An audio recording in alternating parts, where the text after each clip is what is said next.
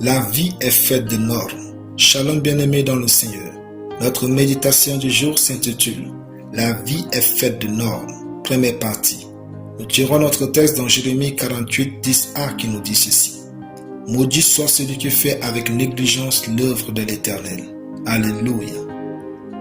La Bible est bien plus un livre sur les normes de Dieu que sur son amour. Les normes sont des lois, des règles et principes de Dieu ou des hommes qui régulent le fonctionnement de la vie. Il y a au moins 5 différentes catégories de normes. 1. Les lois naturelles. Elles désignent les principes universels et immuables qui régissent le fonctionnement du monde et de l'existence, indépendamment de toute intervention humaine. On peut penser aux lois de la physique, de la biologie, ou même à certaines vérités fondamentales. Par exemple, normalement, il faut 9 mois pour porter et accoucher un enfant. 2.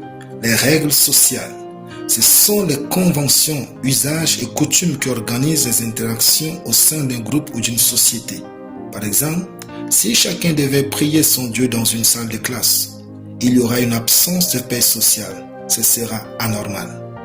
3. Les bonnes manières. Il s'agit des codes de conduite qui relèvent de la politesse, du savoir-vivre et du respect d'autrui dans les interactions quotidiennes. Elles facilitent la convivialité et évitent les frictions. Beaucoup de chrétiens manquent de bonnes manières au nom de la foi en Dieu. Or, la vie est faite de normes. 4. Les principes moraux. Ce sont les valeurs et les règles de conduite qui guident le jugement du bien et du mal. Ils sont souvent intériorisés par l'individu et peuvent être influencés par l'éducation, la culture, la religion ou la philosophie personnelle. C'est pourquoi vous ne pouvez pas prétendre respecter quelqu'un et bafouer ses principes moraux. Cela n'existe pas. Enfin, la déontologie. Il s'agit des règles spécifiques qui régissent une profession ou un domaine d'activité particulier. Elles définissent les droits et devoirs des praticiens et visent à garantir l'éthique et la qualité des services rendus. Juste parce que vous aimez Dieu, vous n'allez pas devenir pasteur sans déontologie. Chaque métier exige une conduite à tenir. Le prophète Jérémie dit « Maudit soit celui qui fait avec négligence l'œuvre de l'Éternel ». Le ministère de Dieu ne peut pas être soutenu par votre amour pour lui. Vous ferez mieux de chercher à connaître la déontologie de votre appel. Alléluia. Prions.